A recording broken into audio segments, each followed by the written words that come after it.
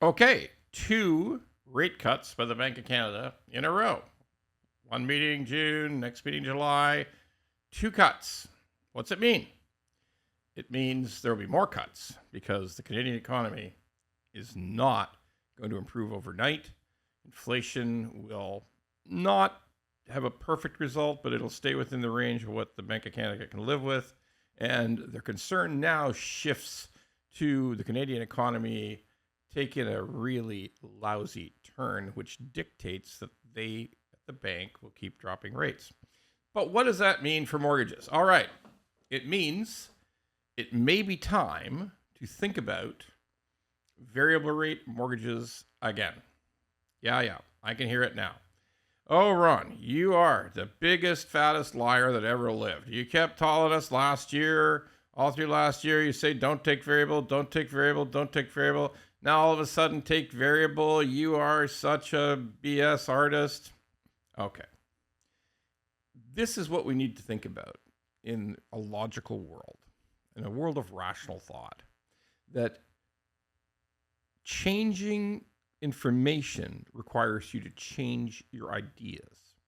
So we have reached a point where we're approaching what's called a balance of probabilities in favor of variable. Listen carefully. Variable is still and always will be a wager. It's a bet. You're gambling on your mortgage because the bank, if you take a variable rate, the bank has no risk. The bank's happy. The bank says, well, every time variable goes up, we raise your interest. Sometimes we raise your payment, but we always raise your interest. So whatever happens, up or down, we make the same profit, says the bank. That's the truth. So the bank is not on the risk. The borrower is on the risk. And that is the essence of the variable problem.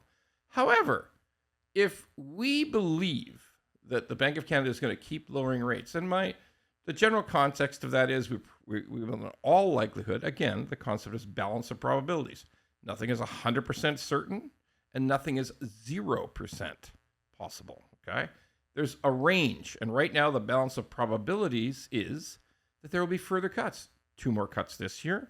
We end up with a 4% rate, and another series of cuts next year in 2025, so that the Bank of Canada rate drops to either 3% or 2.75%.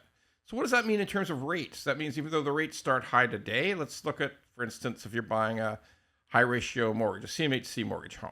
So that's a small down payment, has to be under $1 million, et cetera, et cetera.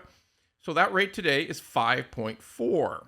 So if we project forward all the rate cuts to the middle of next year till fall of next year, the new rate that the customer would be paying would be 3.65. They started at 5.4, they go to 3.65.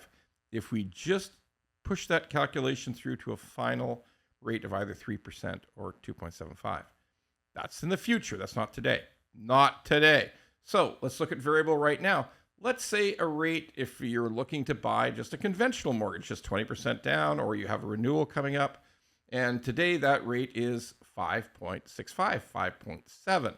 Well, in the future, if the same rate drops we expect will occur, then you're looking at a 4.15 rate sometime next year. Let's say it's September of next year.